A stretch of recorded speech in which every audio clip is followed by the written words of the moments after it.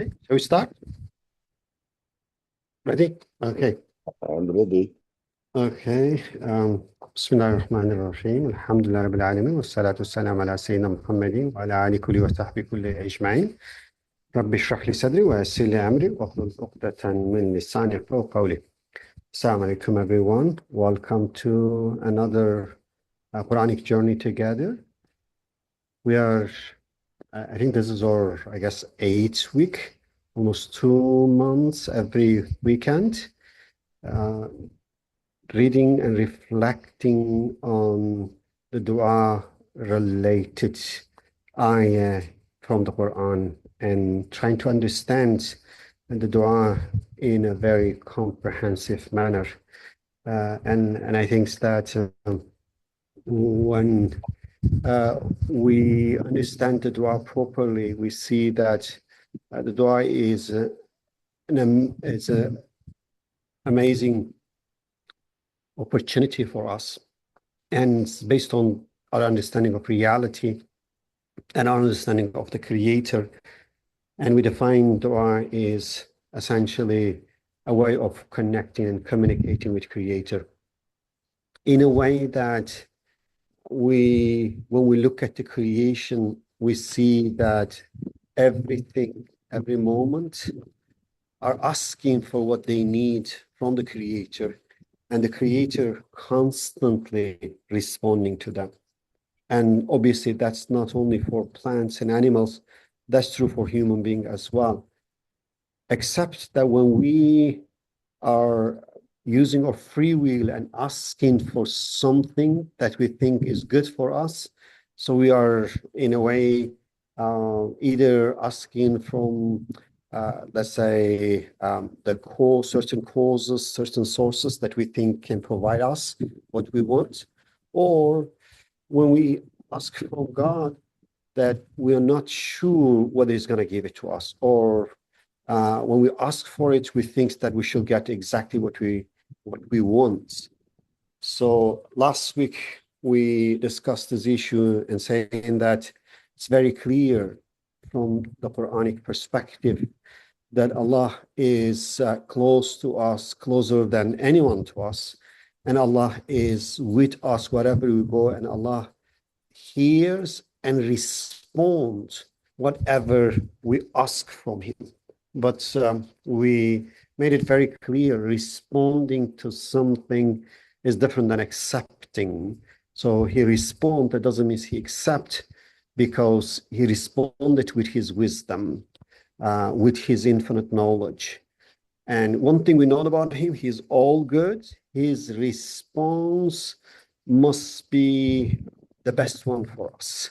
So in this case, that if we truly know who He is as all-knowing, all-wise, all-good, most merciful, most kind, if we truly understand that as the quality and attribute of the Creator, then when we ask for something, we fully trust in His judgment, in His decision, or in His determination, and we don't question whatever the answer we get, whatever the outcome we get. So, and that was the things that we discussed. And one example that we covered last week, when the mom asked for a boy in the Quran, and in Surah Al Imran, and Allah give her a girl, that is Maryam, and saying that yes, you asked for a boy, but that girl is actually better than the boy that you're asking for. And that was a very good example of the goodness is not within what we ask. The goodness lies within what Allah choose for us. In Arabic phrase, this is al-khayru fi makhtarullah. So the goodness in what Allah choose. So, and if we can have such understanding, then we will have the life of peace, tranquility, and happiness, because we will make dua we'll ask for whatever we need and want, and we'll let him to decide whatever is best for us. So inshallah, we're going to continue on that. And particularly, we're going to look at, the free will, freedom, and within that, try to see how should we perceive the response from the Creator. So does he accept what we do, and what should we do when we don't get what we want from him? Let's start, inshallah. Inshallah. Assalamu alaikum wa rahmatullah. Alaikum salam. Bismillah ar-Rahman ar-Rahim. I have prepared these 5 slides, not to discuss about it. Just everyone, if they like, they can take a picture of it and think about it, because it's personal reflection. Everybody has to do his or her personal reflection. My aim to write this 5 slides is very simple. Since we are using our free will and there is no way to escape from it, so we have to be aware that we are always in constant state of prayer. So we have to think about what we are praying for rather than what am I doing. Now, the title is Humans are created with the capacity for free choice, but how free are we?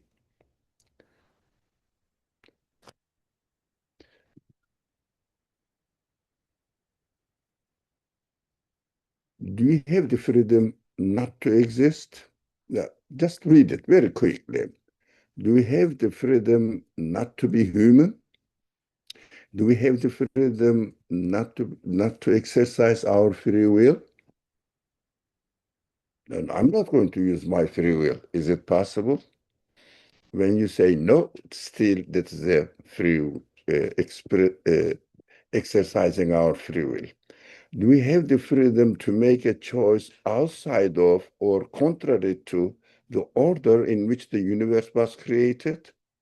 Do we have the freedom not to breathe or not to eat? I'm continuing. Do we have the freedom to avoid responsibility for the consequence of the choices we make freely? We think that I'm free to do everything, but when, for example, whatever we choose, the result, we have to be responsible for it. Now, are we the ones creating the consequence of what we freely choose? Consequence of what we freely choose? We have to think about it. Now, we human beings think that we are free. This, Dr. Najat, is very interesting. But are we free to escape from the responsibility of the result of the freedom, whatever is created? Think about it. If we are not the creators, what does our capacity for free choice gain for us?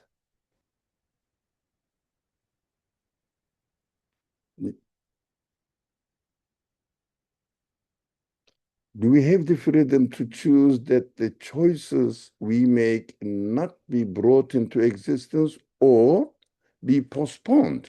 I will choose it now, but I want it to be created tomorrow. Impossible on the moment. Do we have the freedom not to age? Do we have the freedom to choose not to die? Now, the second category now. So, do we have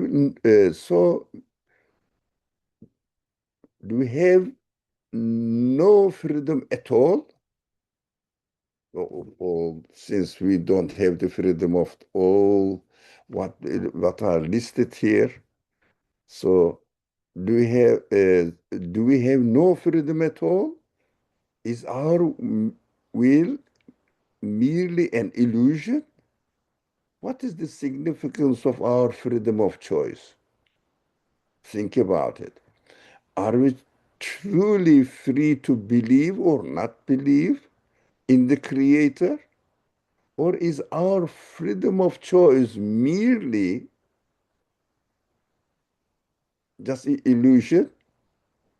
Is there a difference in the authority to exercise freedom of choice between one who believes in the Creator and who doesn't believe in the Creator? Is there any difference in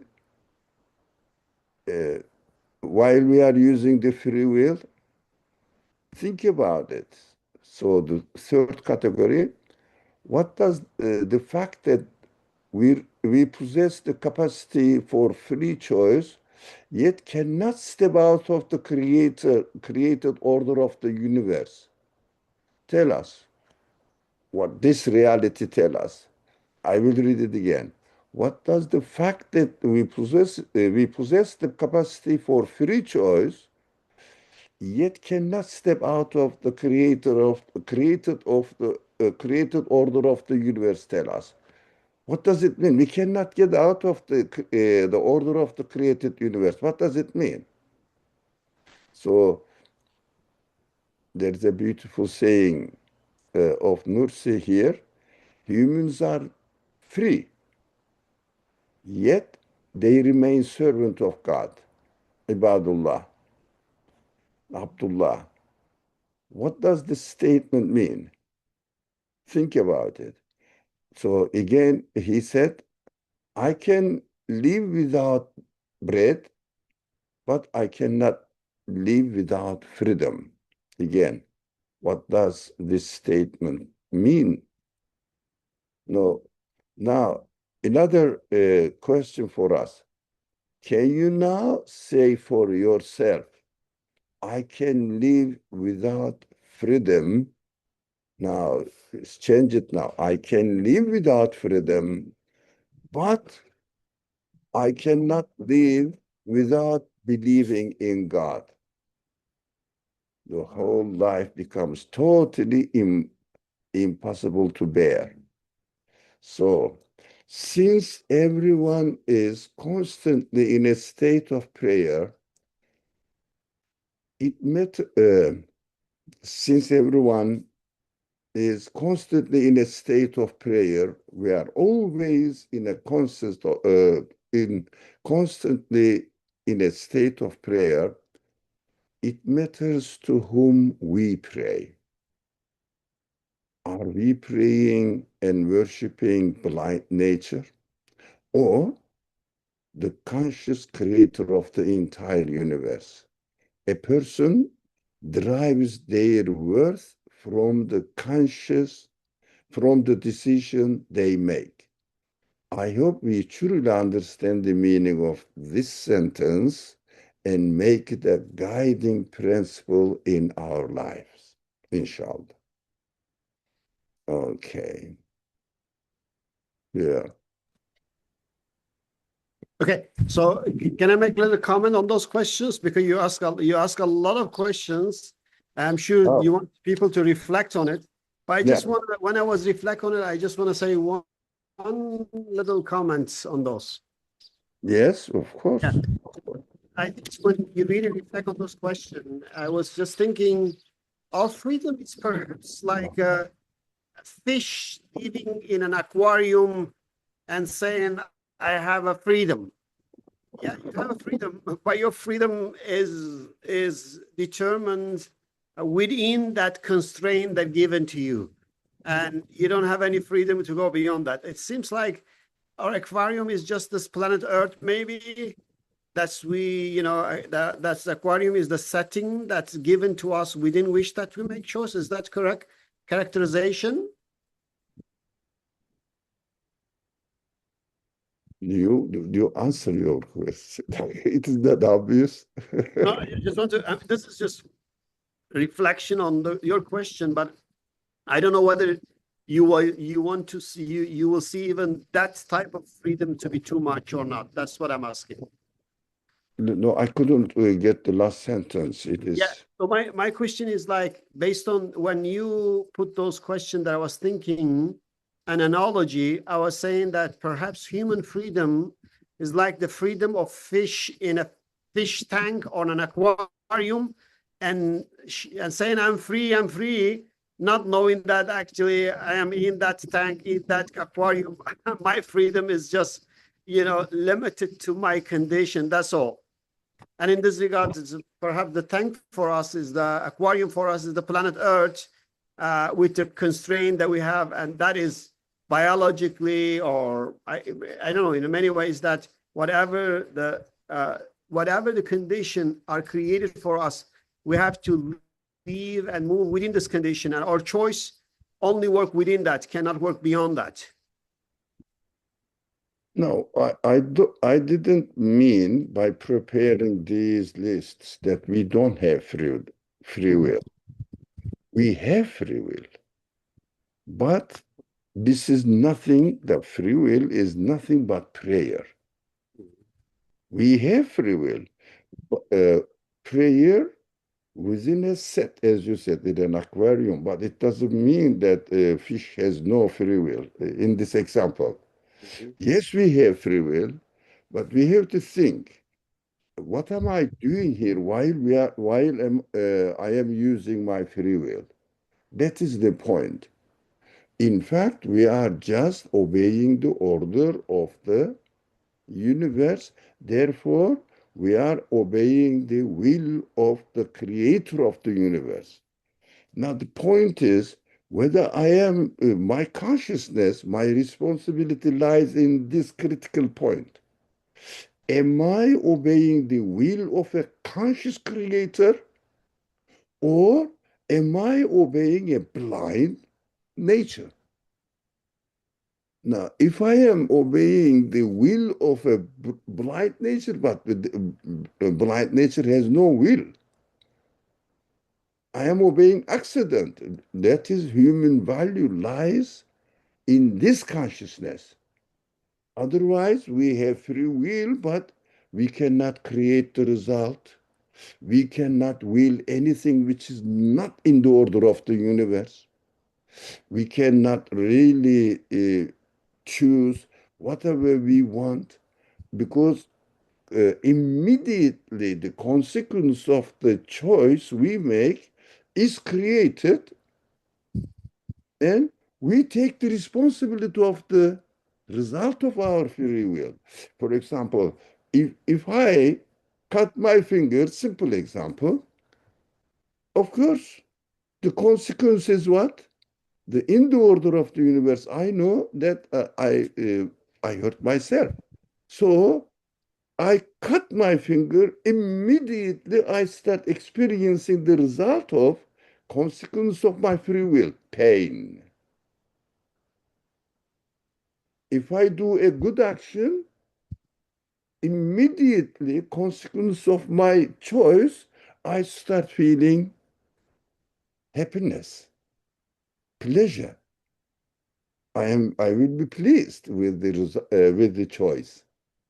It means that we are free to choose, but we are not free to take up the responsibility of the result of our free choices. This consciousness keeps me always aware. I really benefit from this understanding. Yes, I feel that I'm free. I can now leave the room and go. No one is forcing me. Yeah. Dr. Nejat, are you going to send the police and bring me here? No, I'm You're not free. free to leave the program. Yeah. If I leave the room and go and not join you now, the consequences directly upon me.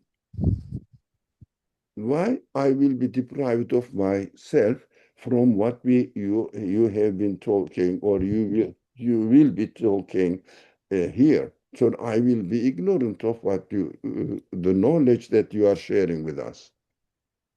So that so while I am doing practicing my free will, of course, eh, in every matter related to worldly benefit, we know this.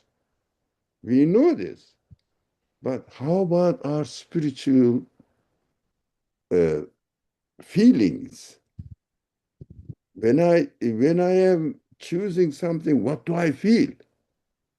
So am I really doing freely what am I doing, or am I obeying the will of the creator of the universe? Some people say the creator of the universe, nature itself. Okay, that's your value. So we are making our value, human value, in the consciousness while we are practicing our free will. That's what uh, it is very interesting for me that I wanted to share it. Then Yeah, everybody should think about it separately for himself. I think it's a very good point. So essentially, you're saying that we have a free will to choose to whom we're going to pray, because Or not. everything we do is a prayer. We have no choice of not praying because we don't have a power. We have to ask from someone.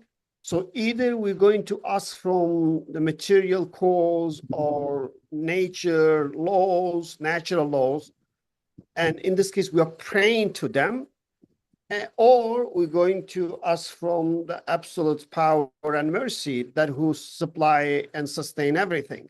So, and the point here is that we have no choice but to pray because we don't have power. But once we pray, we have no choice but to accept whatever the consequences of the prayer is, because we do not have control over the consequence. The consequence of the prayer is created, and we just get exposed. And the example you give was a very, very good one. If I have a freedom to harm myself, but I have no freedom not to feel the pain. That's Yeah. not my freedom because the pain is created for me. So if I take this to every choice that I make, that means that I have been given very uh, excellent inner compass in which that I can know whether I'm in the right direction or wrong direction. That because if I am doing something wrong, I'm instantly being reminded, change your way, you're in the wrong direction. If I'm doing something right, I get incentives in the form of inner peace, tranquility, saying you're the right way, continue. So that's my understanding. And Yeah. this guy, I don't know whether it's correct. Yeah. Ultimately, I find myself worshiping blind nature or a conscious creator. There is no third alternative. Ultimately, that's why I have to check myself. Am I aware of it? Am I practicing this consciousness or not? This is the ultimate result.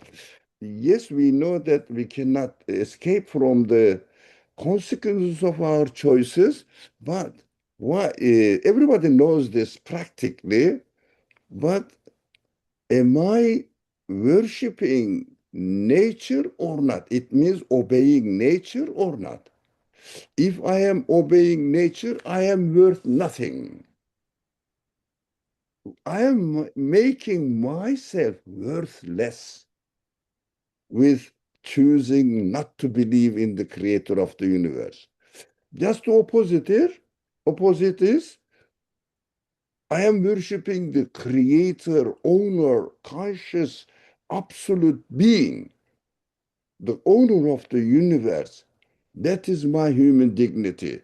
I have to ask my consciousness, which one you would like to be in this in a position, which position you would like to be in, which position. Accordingly, while we are living, we have to keep this consciousness always awake.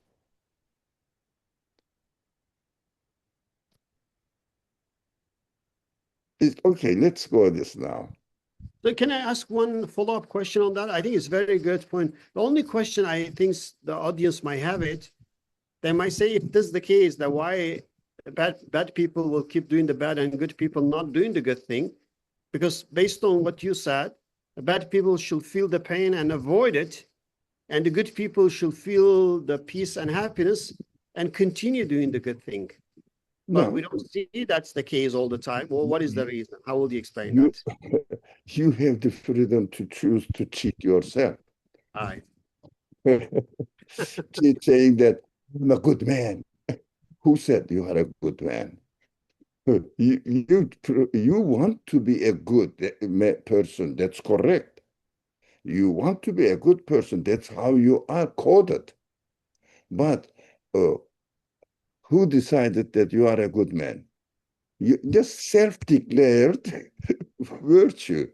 Or I'm happy, or I'm very happy. Yeah, no, are you really? Are you really being waiting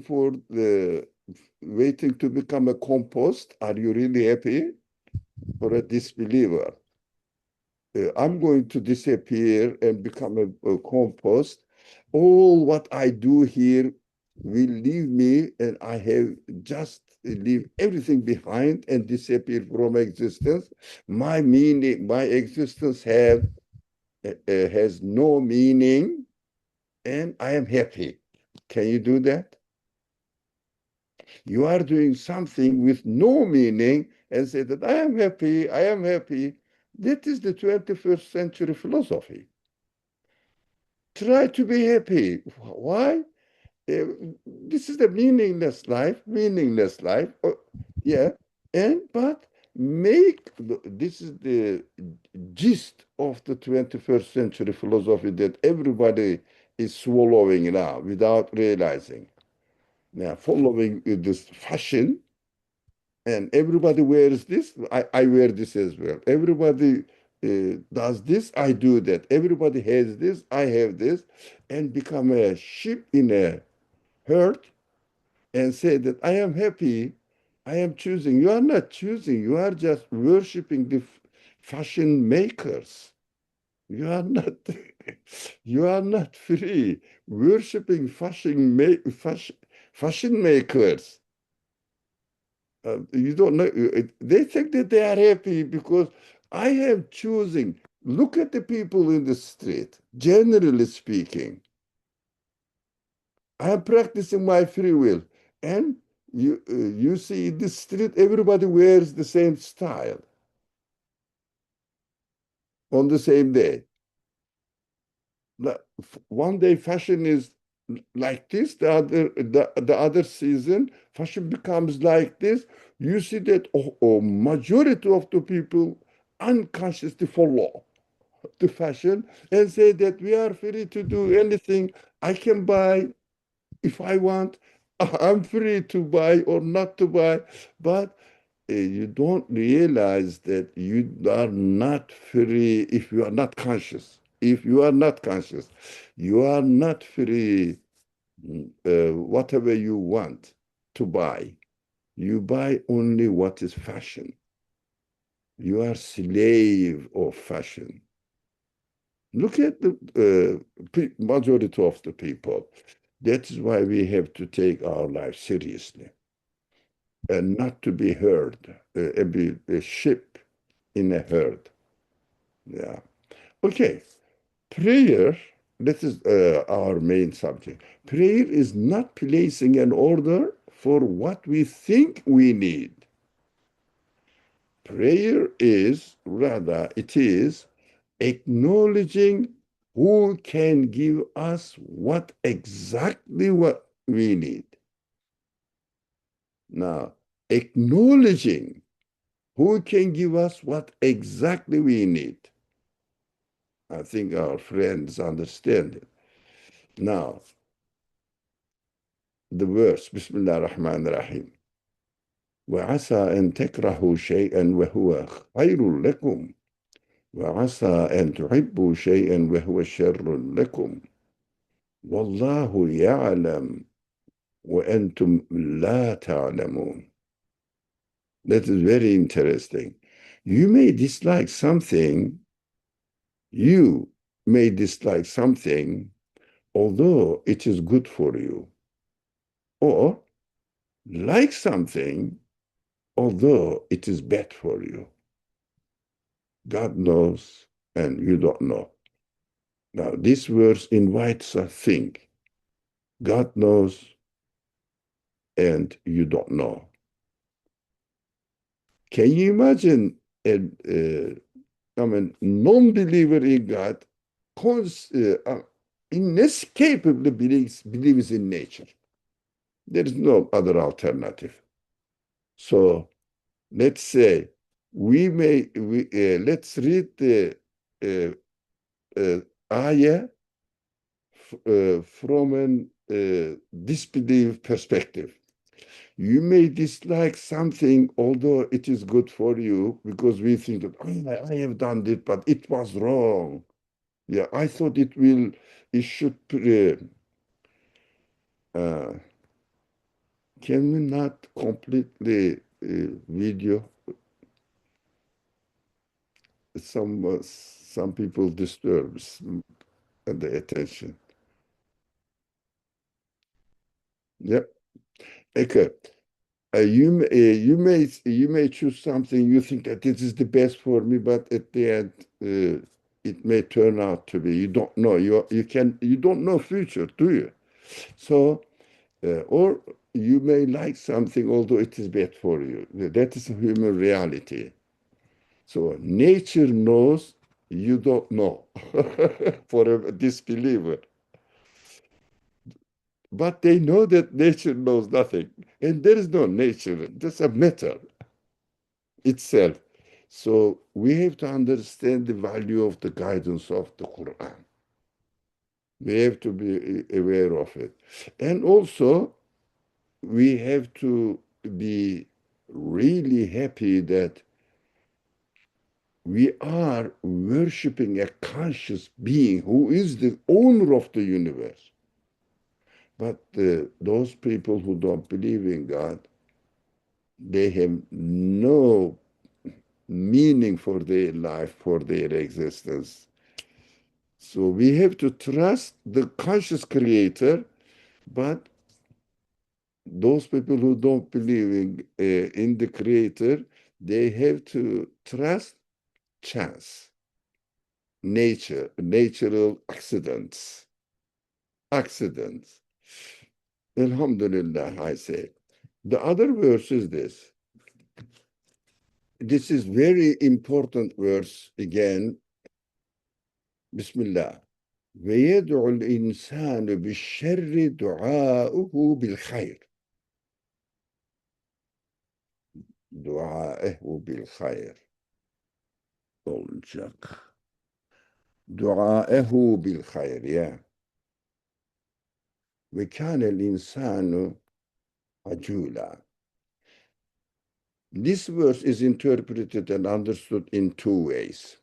But as far as our subject is concerned, we will go this meaning. And humans often praise for things that are bad as if he were praying for something that is good. The Quran is giving us the news that if you think this is best for me and insist that please God give me this particular thing that I think is the best, I think is good for me. But the verse says it may be bad for you. Can you guarantee that it is good for you?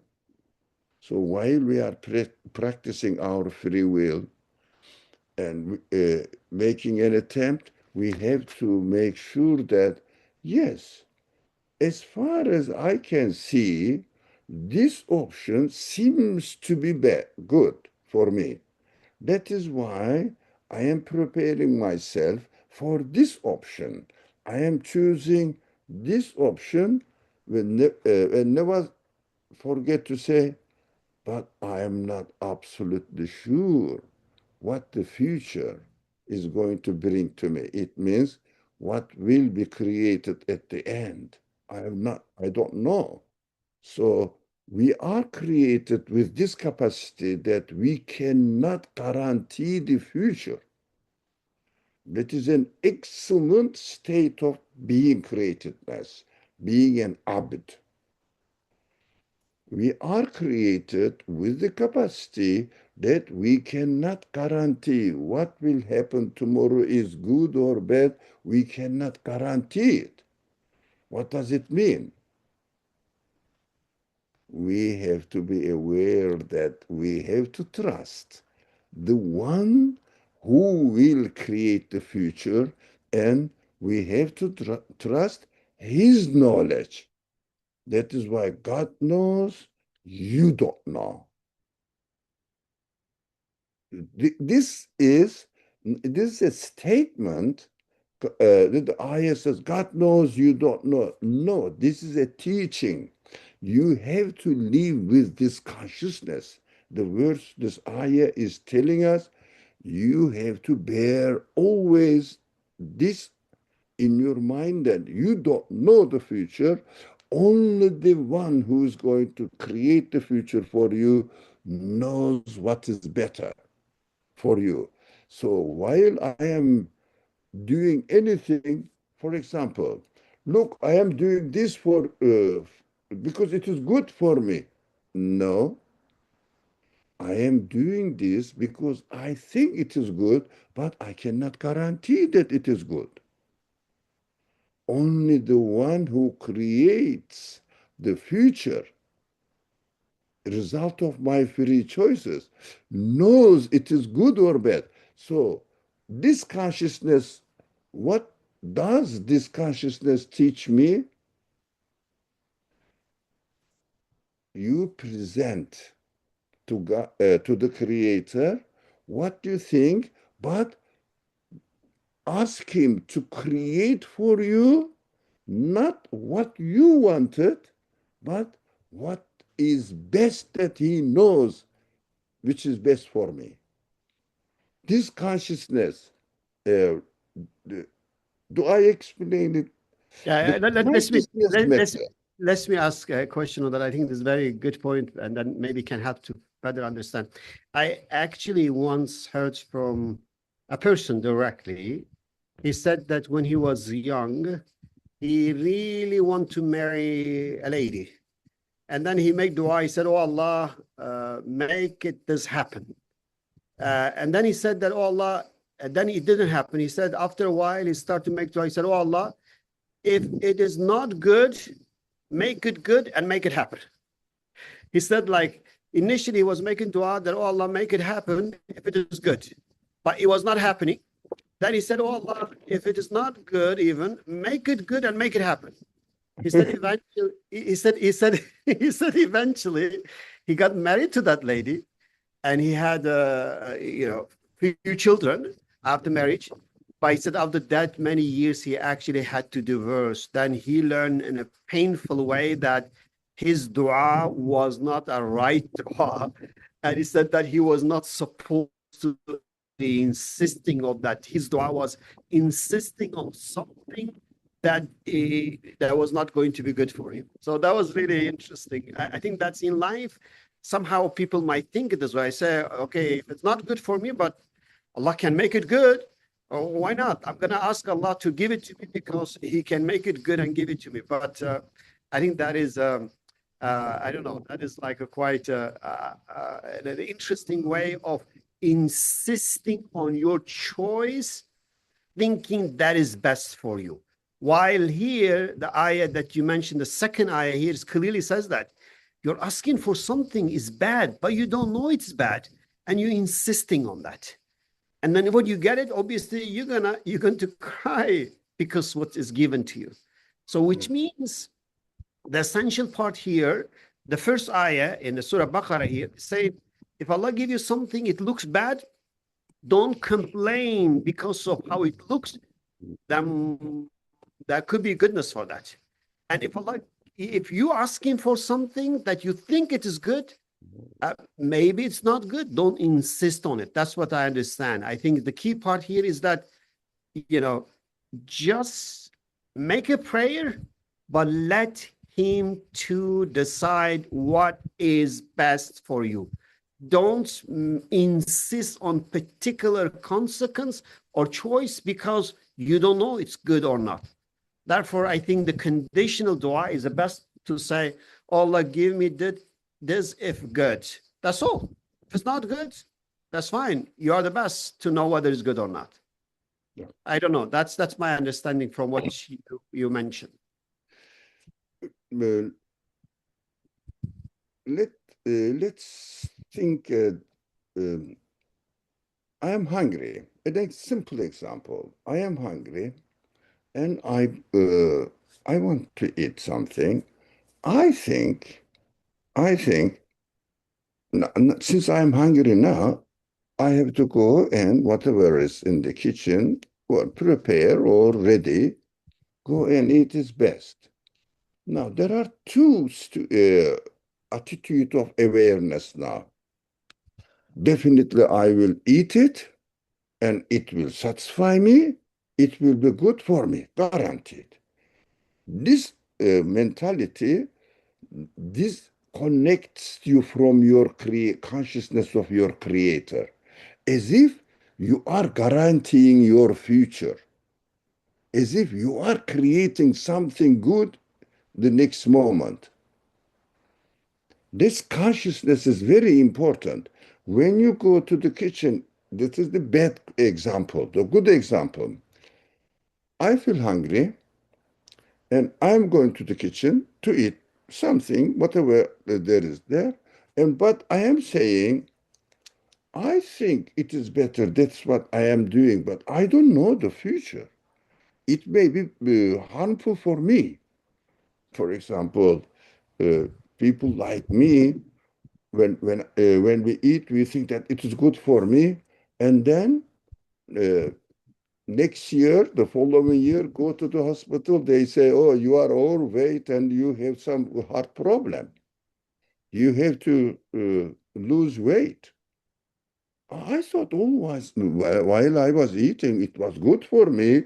I like it, but it was harmful. I didn't know. Now, when you have this awareness, this is a very delicate point that we mostly I miss, and I feel that human beings usually miss this point. If I am aware that this is good for me, that's what I am doing, but I cannot guarantee. What does it mean? I am going to ask what I cannot create the result, and that's why I cannot guarantee the future. Which kind of state of mind you will have in this position? Which kind of state of mind? Always you are conscious of your creator. That is why this subject is extremely important. Extremely important. Whether I live without any consciousness of God, even I pray, doesn't matter. My 24/7 life has no God consciousness. But if I understand this very critical point that I am the one who's asking from the creator to create the result which is best for me, that brings God consciousness into your practical life. And you become a worshiper of God because acknowledging the creator of God every moment while we are practicing our free will. That consciousness is what the gist, cracks of worship. Inshallah, this is important. It was very clear. Can we go back to the definition previous slide? Because that was the definition was really nice. I just want to make sure we get it. So This in one? this case, yeah, that's one. So prayer is not placing an order for what we think we need or we want, perhaps, not just need. So rather, it is acknowledging who can give us what exactly we need. I don't know. I think it's a beautiful definition. I will even say that the prayer is perhaps is being aware of your need and use this need to make connection with creator, period. Mhm. That now you love your need because that need is a reminder to you that you need to connect to the creator. If you did not have any need or you're not aware of your need, or you think that you can fulfill your own needs, then you might not really feel that you need to make such connection. So in that case, to become aware of your countless need, that is a great opportunity to make connection with the one who fulfill all the needs.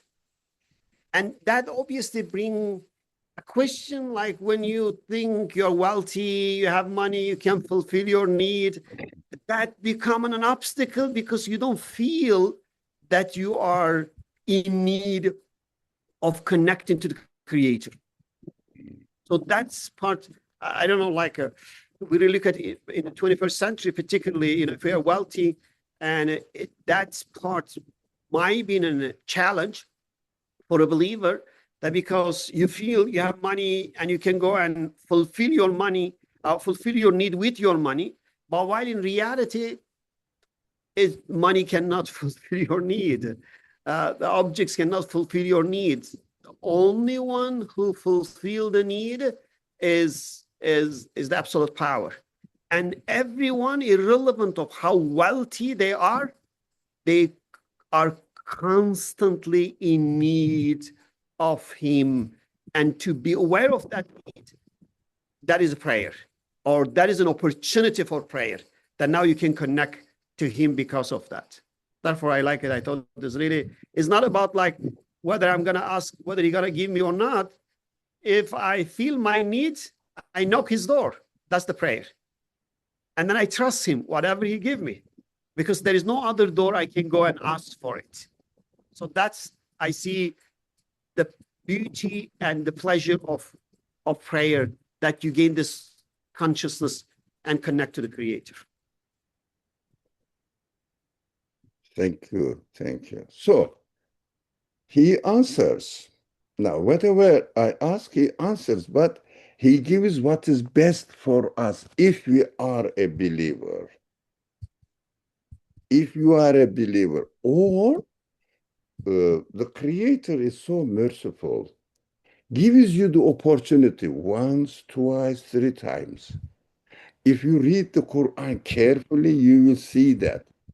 You will see that, yeah, we gave them all these, we gave all these goods for, now he turned his back to us rather than being thankful, grateful.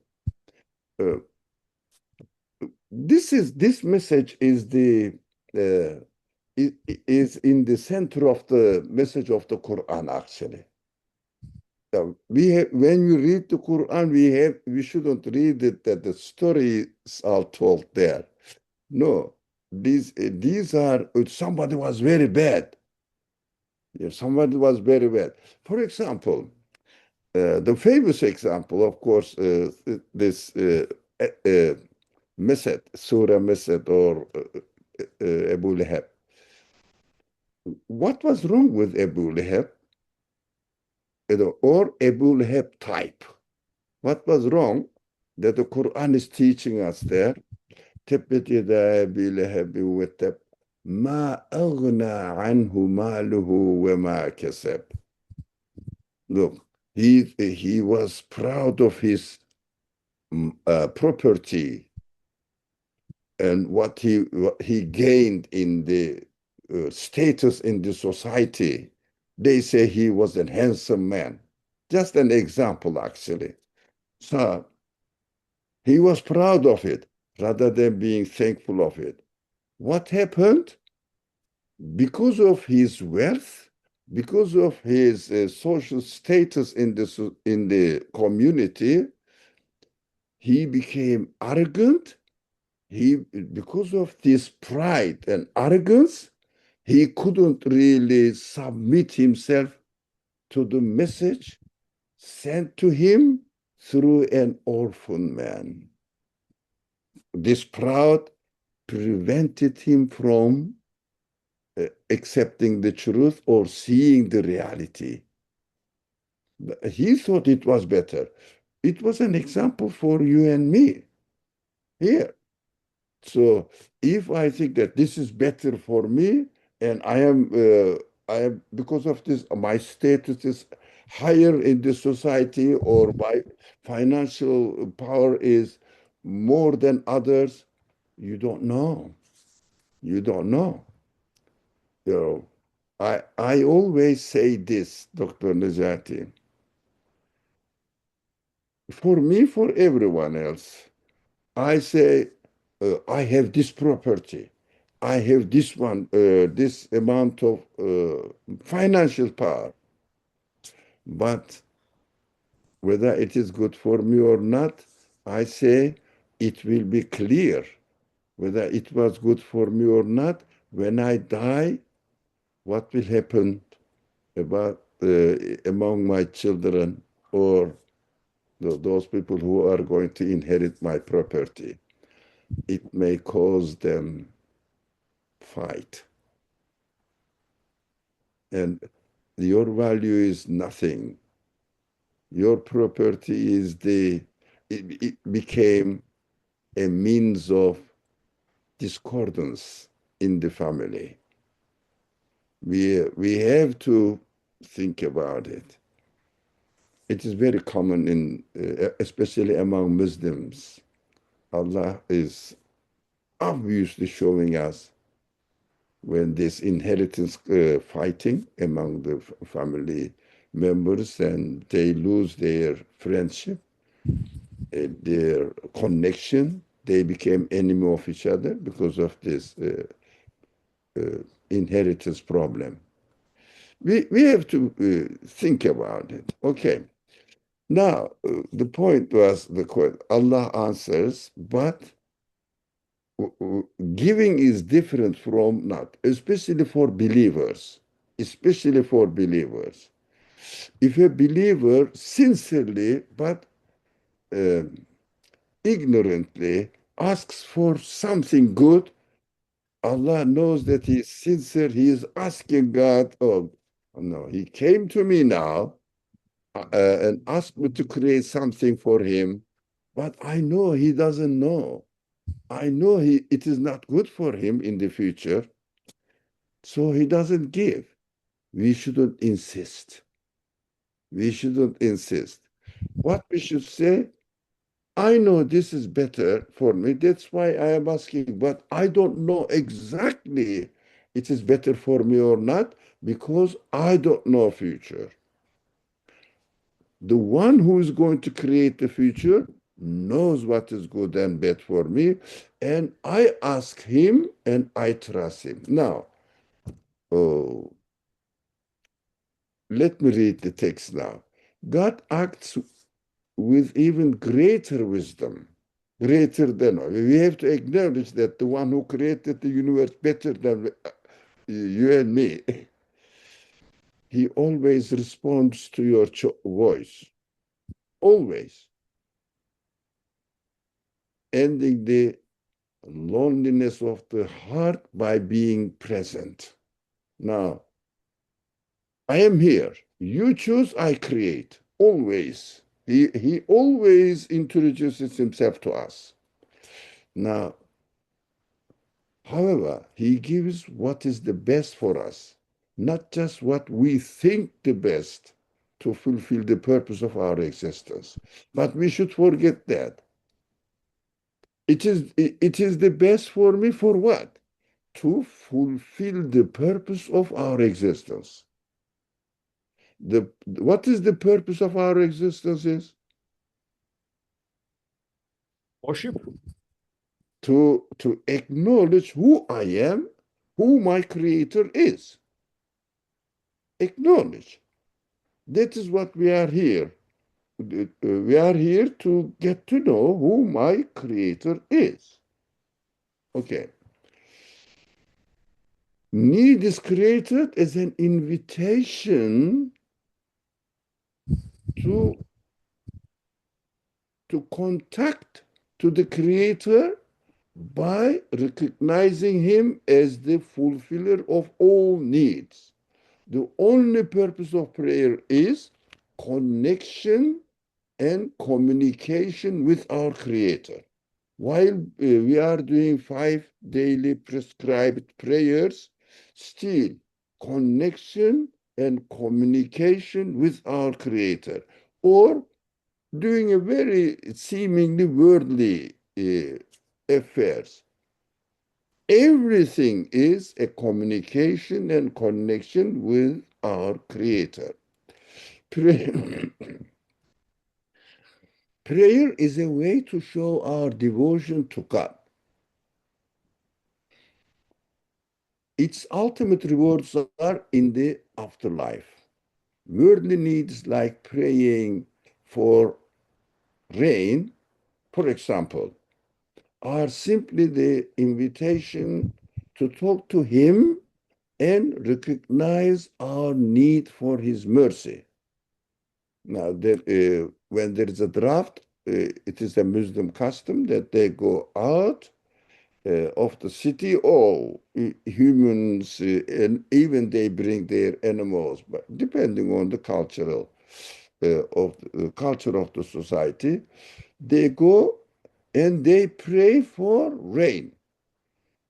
But we have to understand that it is an invitation to connect the Creator, communicate with Him, and acknowledge Him that He is the one who creates the rain. The purpose is not that we are going to get we will pray and the rain will come. No, no, this is nothing. May come, may not come, doesn't matter. This is up to His knowledge. What is best for us? The purpose of our life is to acknowledge who my Creator is. Now, every prayer is heard. Oh.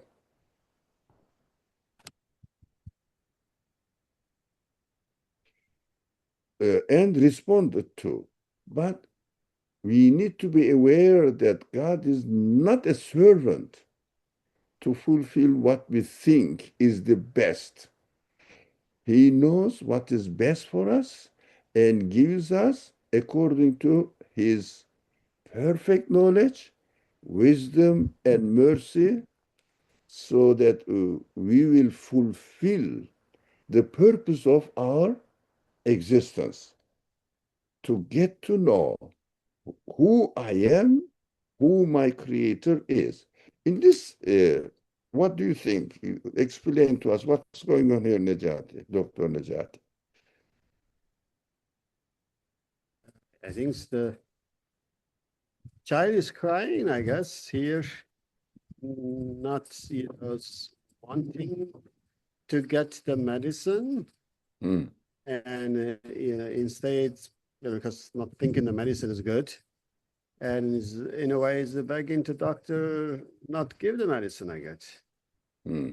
And Now but he, asking for something else here is as if like that toy is going to help. hmm.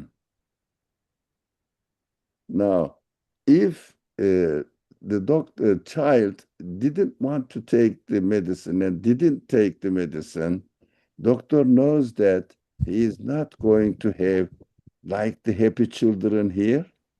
It is in the mind of the doctor.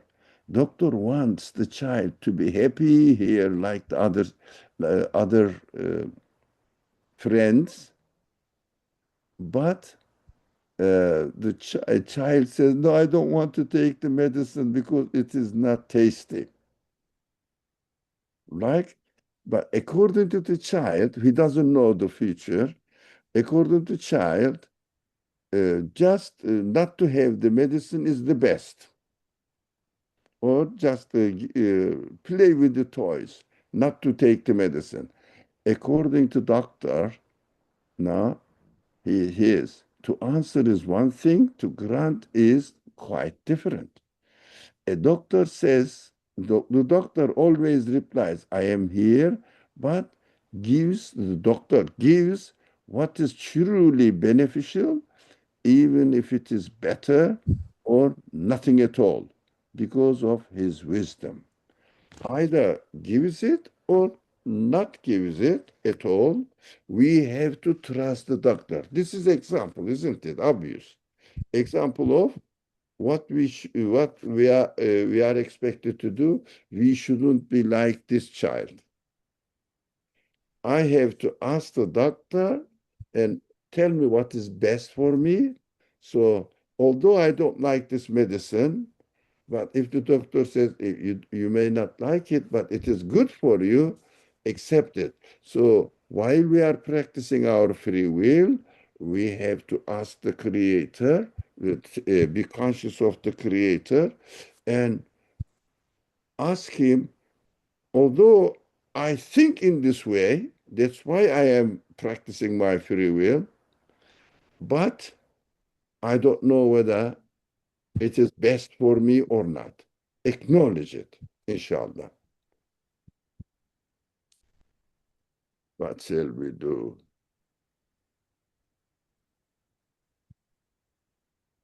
What shall we do? Shall we? Yeah, I think we can pause here because it's already 5 past hours, and we can inshallah continue from here next week. Though we don't have that much left for the prayer topics, but that was like, yeah, I think that's we can continue inshallah from here next week. There were some comments, but I would like to read them and see them exactly. Okay, I will copy all of them and work all of them, inshallah. They shouldn't think that we are writing and no one takes notes of it. No, we do, but we don't have time to go over them. Yeah, sorry. If you don't mind, we should stop here. And this one's wrote, let me see. All right, this one, copy. I want to keep them recorded actually in my own.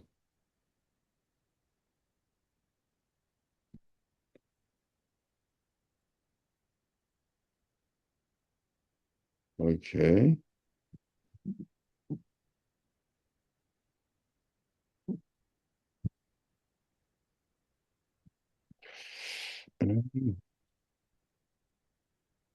Okay, I think as you do that, I can briefly summarize what we discussed, and then we can get Inshallah. going, inshallah. Okay.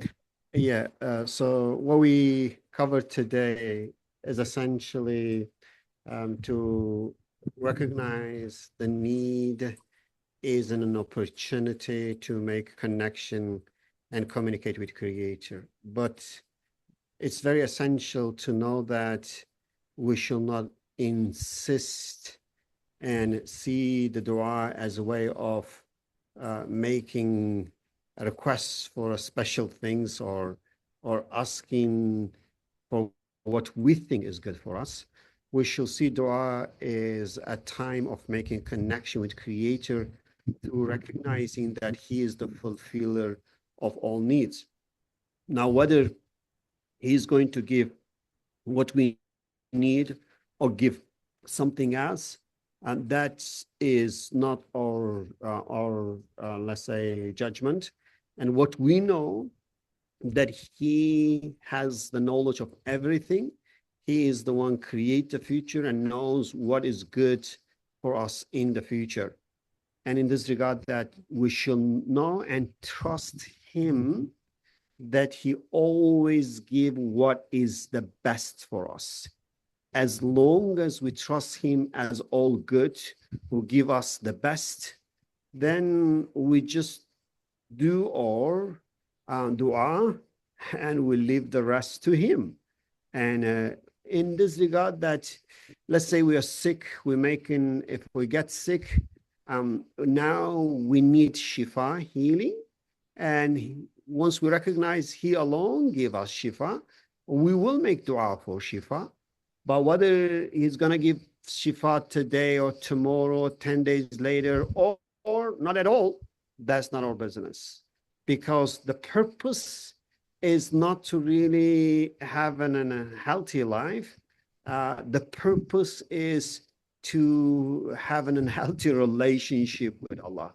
So if the illness is a good to continue such relationship with Allah, maybe Allah will keep this illness with us because it is good in terms of fulfilling our main purpose of creation. So in this regard, that whatever we want, the ultimate objective of our prayer is not to get what we really need or what we think we need. It's to really say, I'm in need of some things. I know you are the one fulfilling all the needs. I'm just letting you know what I need and asking you to take care of my needs. However you take care of it, I'm perfectly fine with that because I fully trust in your wisdom. I fully trust in your judgment and goodness. And therefore, if I'm going to stay as sick for, let's say, a long time, I'm happy with my sickness as well. I'm not praying that expecting you're going to remove my sickness tomorrow. I'm just praying because when I get sick, I know you are the one that give the healing. And therefore, I come to you and express my feeling to you. Rest is your judgment, is your decision. And whatever it is, I'm happy with that. Not only happy, not only I'm not going to complain, I am actually going to even love with whatever you decide for me, even if that means a detrimental disease like a cancer. Yes, I'm going to come to you and make dua, but I'm going to be perfectly happy with whatever you decided for me. And I think, and I saw those type of things in some individuals when they really get sick and had like a very, let's say, serious illness, but it's not an easy job. So let's make dua that Allah will give us such consciousness and have us to use our neediness to connect and communicate with Him. Let's have a dua, inshallah. Thank you. That's a good summary. And we shouldn't forget that God creates what is best, not for our life in this world, but for the purpose of our existence. We shouldn't forget that purpose of our existence is to acknowledge who my creator is, who my owner is. We are here on earth educating, to be educated to know who my owner is. So, which way is the best for me to get to know who my owner is? He knows the best way to treat me, to give me accordingly. Maybe through wealth, I will get to know my creator better. Maybe through poverty. Maybe through health, as you said, or maybe through illness. I will acknowledge that I will know who my creator is. Because the purpose of life is marifatullah, getting to know the creator and worshiping him, of course. If you know who your creator is, everybody worships who thinks that the people think that who is the creator. If someone thinks that I am the product of nature, he is the worshiper of nature. Every time he uses his free will, he is worshiping the nature. If someone says, no, my creator is the creator of the universe, anytime this person uses his free will, he is just worshiping the creator of the universe. This consciousness and connection is inseparable from each other. So we have to know that God knows what is best for the purpose of our existence. Not necessarily that I believe in God so that I will be the happiest man in this world materially. No, no. The purpose of our existence should be never forgotten and ignored. Thank you. بسم الله الرحمن الرحيم. سبحانك لا علم لنا إلا ما علمتنا إنك أنت العليم الحكيم. وآخر دعوانا إن الحمد لله رب العالمين. آمين. شكرا والسلام عليكم ورحمة الله وبركاته.